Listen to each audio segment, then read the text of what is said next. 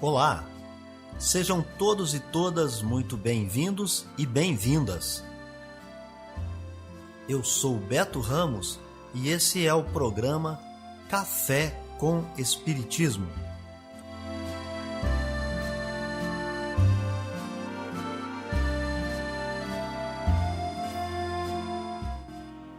Um programa diário que aborda temas da filosofia, de conhecimentos gerais e de espiritismo. A verdade é o conhecimento que liberta.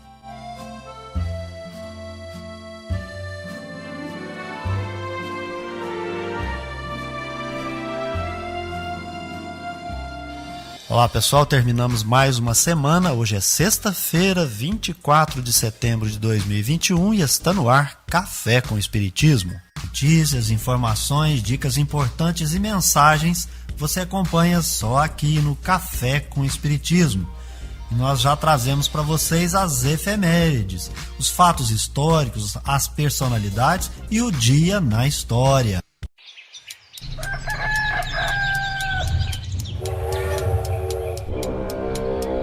Dia na história.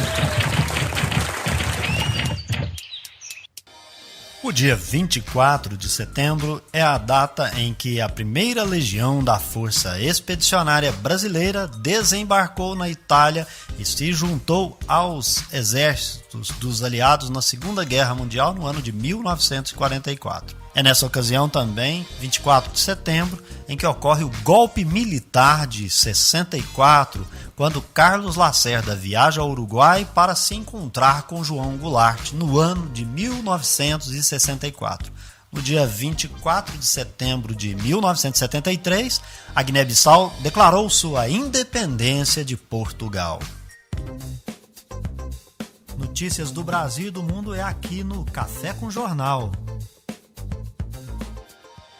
O Ministério da Saúde voltou a recomendar a vacinação de adolescentes de 12 a 17 anos sem comorbidade. E a vacina recomendada é a da Pfizer. Foi o que explicou ontem o secretário executivo do Ministério, Rodrigo Cruz. Então hoje o Ministério não suspende mais de forma cautelar a imunização em adolescentes sem comorbidade.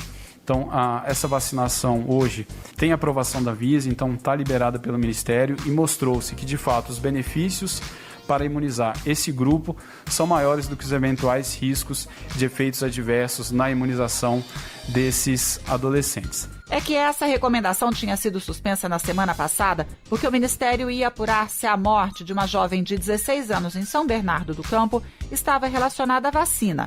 Mas o comitê técnico criado para isso avaliou que não. A morte não tem relação com a vacina. Aliás, o secretário executivo reforçou que o imunizante é seguro. Então, para esses jovens de 12 a 17 anos, a prioridade continua sendo para os adolescentes considerados mais vulneráveis, aqueles com alguma comorbidade. Outra prioridade é a redução do prazo das 2 doses. O secretário executivo do Ministério reforçou isso na coletiva. É a antecipação da 2ª dose. Aliás, o que já está ocorrendo em várias localidades. Da Rádio Nacional em Brasília, Priscila Mazenotti. O governo da Bahia vai enviar hoje mais 2 aeronaves ao município de Buritirama para reforçar o combate aos focos de incêndio na região oeste do estado. Os aviões têm capacidade de armazenar 2.000 litros de água e com os 6 do mesmo modelo que já estavam em combate, totalizam 10 aeronaves que atuam nas regiões oeste e norte e na Chapada Diamantina. O comandante-geral do Corpo de Bombeiros, Coronel Adson Marquezini, destaca que 150 agentes combatem os focos no estado. Nós hoje estamos com 150 bombeiros diretamente ligados ao incêndio florestal da Bahia, com 32 picapes apoiando essas equipes de bombeiros. Vale salientar que o número de focos na Bahia hoje está muito grande, mas em momento nenhum o bombeiro deixou de responder a nenhum chamado com relação a foco de incêndio. Pedimos à sociedade e à população que nesse período onde a seca está muito forte, onde a umidade do ar está baixa, o calor muito grande, vamos evitar qualquer tipo de uso do fogo, mesmo que seja para limpar um terreno, mesmo que seja um bago de cigarro, ter cuidado, ou uma caça, precisamos ter muito cuidado. A As queimadas no oeste da Bahia chegam hoje ao 16º dia e estão espalhadas por ao menos 6 municípios da região. Cerca de 50 hectares foram queimados, o que corresponde a 50 campos de futebol. Da Rádio Educadora da Bahia, Thaís Seixas. Yuri Moreira Benites, de apenas 16 anos, é uma das atrações da seleção brasileira que disputará neste final de semana o Campeonato Sul-Americano Sub-18 de Atletismo em Encarnación, no Paraguai. A equipe terá 67 atletas, 34 no masculino e 33 no feminino, e lutará para manter a hegemonia na competição. Indígena, Yuri é estudante da Escola Municipal Polo Indígena Moberói Guarani Kaiowá, na cidade de Amambaí, no Mato Grosso do Sul. Campeão brasileiro Sub-20 e vice-campeão no Sub-18, Yuri será um dos representantes do Brasil na prova do lançamento do dardo. A Confederação Brasileira de Voleibol divulgou nesta quarta-feira a tabela da Supercopa de Vôlei de 2021, competição que promove o duelo entre os atuais campeões da Superliga e da Copa do Brasil nos 2 naipes. No feminino, o evento reunirá o Itambé Minas e o Dentil Praia Clube, os 2 de Minas Gerais, e será no dia 18 de outubro, às 21h30, na Arena Multiuso em Brusque, Santa Catarina. O masculino contará com a participação do Funvic, de São Paulo, e do Sada Cruzeiro, de Minas, e será no dia 26 de outubro, também às 21h30, no ginásio Júlio Domingos de Campos, em Várzea Grande, no Mato Grosso. A Atletismo Mundial, Federação Internacional de Atletismo e o Comitê Organizador do Campeonato Mundial de Cross Country anunciaram recentemente o adiamento da competição, que estava marcada para o dia 19 de fevereiro de 2022, na Austrália, para o dia 18 de fevereiro de 2023, no mesmo local. A mudança de data, segundo nota publicada pela Atletismo Mundial, foi feita pelas medidas de biossegurança e as restrições de viagens atualmente em vigor para evitar a disseminação da Covid-19 na Austrália. As fronteiras australianas estão fechadas para visitantes estrangeiros. O Campeonato Mundial de Atletismo de Cross Country é considerado a corrida mais difícil do calendário internacional, reunindo os melhores corredores de longa distância do mundo em terrenos desafiadores. O evento de 2023 será a 44ª edição do campeonato e deverá receber mais de 550 atletas de elite de mais de 60 países. Da Rádio Nacional do Rio de Janeiro, Astrid Neike. Viver bem. Dicas de como conviver harmoniosamente em todas as fases da vida. Para você que busca sua melhora individual, temos dicas de esportes, alimentação saudável, leitura edificante, hábitos espíritas e profissões. Viva bem e favoreça sua saúde física, mental e espiritual. Confira agora dicas de hábitos espíritas. Mas saiba antes que o espiritismo é uma doutrina baseada no conjunto dos conhecimentos científico, filosófico e moral e nada tem a ver com religião. Foi produzida em meados do século XIX por um famoso pedagogo, professor, cientista, pesquisador, escritor de livros didáticos, fundador e diretor de escolas, além de contador, Hippolyte Léon Denisard Rivaio, conhecido como Allan Kardec. Sob esse pseudônimo, ele produziu as seguintes obras: O Livro dos Espíritos, a Revista Espírita, Instruções Práticas sobre as Manifestações Espíritas, O que é o Espiritismo, Cartas sobre o Espiritismo, O Livro dos Médiuns, o Espiritismo em sua mais simples expressão, Viagem Espírita em 1862, Resposta à Mensagem dos Espíritas Lioneses, Resumo da Lei dos Fenômenos Espíritas ou Primeira Iniciação, o Evangelho segundo o Espiritismo, O Céu e o Inferno ou a Justiça Divina segundo o Espiritismo, Coleção de Preces Espíritas, Estudo acerca da Poesia Medianímica, Caracteres da Revelação Espírita e a Gênese, os Milagres e as Predições segundo o Espiritismo. E para você que quer ser iniciante nessa doutrina, seguem algumas informações básicas. O Espiritismo é uma doutrina reencarnacionista, pois crê na reencarnação como forma de aprimoramento moral e intelectual. E nesse sentido, os espíritos existem. O Espiritismo não só crê na sua existência, como tem como princípio a comunicação com os espíritos e também se baseia na prática da caridade. A máxima fora da caridade não há salvação se refere ao amor ao próximo, o qual devemos praticar através da caridade moral e material. Comprometimento com os estudos. Todo aquele que quer se aprofundar no conhecimento espírita precisa estudar muito, adquirir todo o manancial do conteúdo da doutrina espírita que estão contidos nas obras que acabamos de citar, de autoria de Allan Kardec. Para os iniciantes, é preciso começar pela obra O que é o Espiritismo e, em seguida, o Livro dos Espíritos, que pode ser estudado conjuntamente com as revistas espíritas e, assim, sucessivamente, estudar as demais obras, O Céu e o Inferno, o Evangelho segundo o Espiritismo e a obra A Gênese. Todas as obras produzidas por Allan Kardec devem ter espaço no estudo aprofundado da doutrina espírita. Todas as demais obras, mesmo aquelas que são mediúnicas, devem ser estudadas sob a ótica e sob os princípios espíritas deduzidos por Allan Kardec, sob ditado e ensino dos espíritos superiores. Amor à sabedoria. Está no ar o Filosofando. Para todo aquele que pesquisa, lá no Evangelho segundo o Espiritismo você encontra resumo da doutrina de Sócrates e Platão. Nesta semana nós trazemos para você esse resumo. A virtude não pode ser ensinada, ela vem por um dom de Deus aos que a possuem. É quase a doutrina cristã sobre a graça, mas se a virtude é um dom de Deus, é um favor e pode perguntar-se por que ela não é concedida a todos. De outro lado, se ela é um dom, não há mérito de parte daquele que a possui. O Espiritismo é mais explícito. Ele ensina que aquele que a possui a adquiriu pelos seus esforços nas vidas sucessivas, ao se livrar pouco a pouco das suas imperfeições.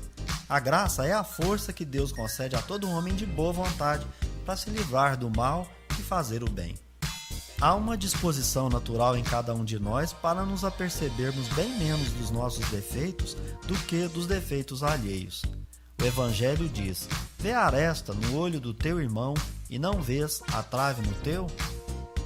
Se os médicos fracassam na maior parte das doenças, é porque tratam do corpo sem a alma, e porque se o todo não se encontra em bom estado, é impossível que a parte esteja bem.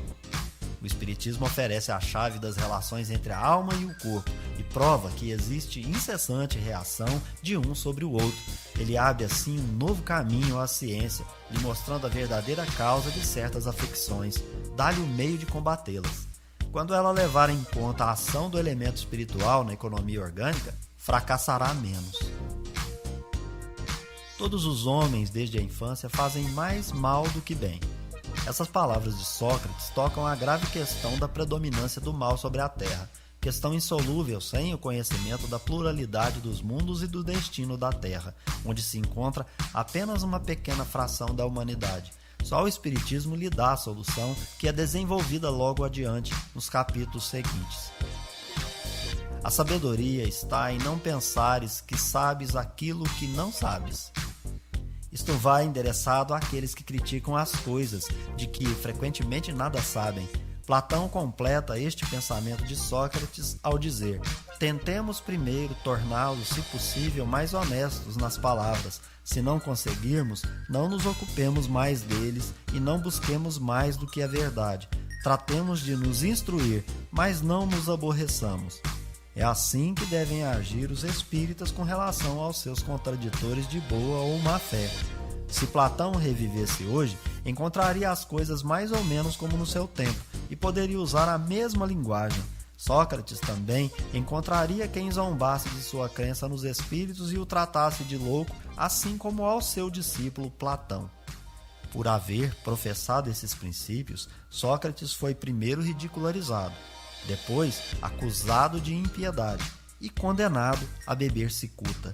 Tanto é certo que as grandes verdades novas, levantando contra elas os interesses e os preconceitos que ferem, não podem ser estabelecidas sem lutas e sem mártires. Café com Espiritismo. É hora da mensagem espírita. A força moral do Espiritismo está no esclarecimento. A moral, como regra da boa conduta, isto é, fazer o bem para todos, é desenvolvida à medida que o ser abandona o personalismo. Advindo de persona, pessoa ou indivíduo, é o personalismo também, pensado como individualismo, que desenvolve o egoísmo. A autoproteção, a autopreservação, a autopiedade, entre outras, são derivações dessa imperfeição moral. Nesse contexto, a imperfeição se mostra por meio de uma característica singular do personalista, superestimar a si mesmo em detrimento dos outros. Destacamos que tudo isso decorre da autonomia do indivíduo. Há um processo contínuo de evolução, de aquisição do conhecimento. Uma de suas fases é o autoconhecimento, elemento principal do esclarecimento. É no esclarecimento que se encontra presente a força moralizadora da doutrina dos espíritos. Para isso, o Espiritismo oferece a base formadora que sustenta todo esse edifício denominado esclarecimento. Deus, imortalidade da alma, evolução perpétua e contínua do espírito, livre-arbítrio, reencarnação e comunicabilidade entre e com os espíritos formam essa base. Há, portanto, um Criador. Essa compreensão nos esclarece qual o tamanho, posição e hierarquia ocupada pelo Espírito na obra da criação. O Espírito é imortal, isto é, não foi criado para a morte ou para uma única existência. Em razão de que a alma é imortal, sua educação e seu progresso é contínuo e perpétuo. A aquisição de conhecimento é como que uma lei natural. Nesse processo, o espírito evolui, fazendo escolhas segundo os conhecimentos que adquiriu. As escolhas fazem parte do processo de esclarecimento e evolução do espírito. Portanto, é preciso que existam possibilidades para se fazer novas escolhas, ocasião em que o que foi aprendido seja colocado em prática por meio das tentativas, dos erros e dos acertos, corrigindo e progredindo. Essas oportunidades não ficam restritas a uma única existência. Elas são sucessivas, muitas, milhares. Trata-se da reencarnação. No processo de aprendizado, da aquisição do conhecimento, o ser não está desamparado nem entregue a si mesmo, ou à própria sorte, como diriam alguns. Há espíritos por toda parte, e entre eles há solidariedade. Os espíritos se comunicam e querem o fazer para, de alguma forma, ajudar que não se cometa os mesmos erros. Por isso, por meio das suas comunicações com os espíritos, é possível aprender pela observação. Constata-se assim que existem espíritos felizes, infelizes e endurecidos. É por aí que se constatam também as consequências geradas pelas imperfeições morais dos espíritos e o reflexo das qualidades adquiridas e que foram colocadas em prática, proporcionando um progresso mais rápido ao ser. Tudo isto, nesta etapa da evolução, pode se resumir da seguinte maneira: por que estamos na Terra? O que viemos fazer aqui? Para onde iremos após essa vida? E isso faz parte do conhecimento de si mesmo. É isso então, pessoal. Se inscreva no nosso canal, deixe sua impressão em comentário. Um forte abraço e até o próximo Café com Espiritismo. Fui! Este foi o nosso programa Café com Espiritismo. Um oferecimento de Instituto Revelare. Se inscreva em nosso canal, acione o sino das notificações e se torne membro para apoiar os projetos. Nós nos encontramos no próximo episódio.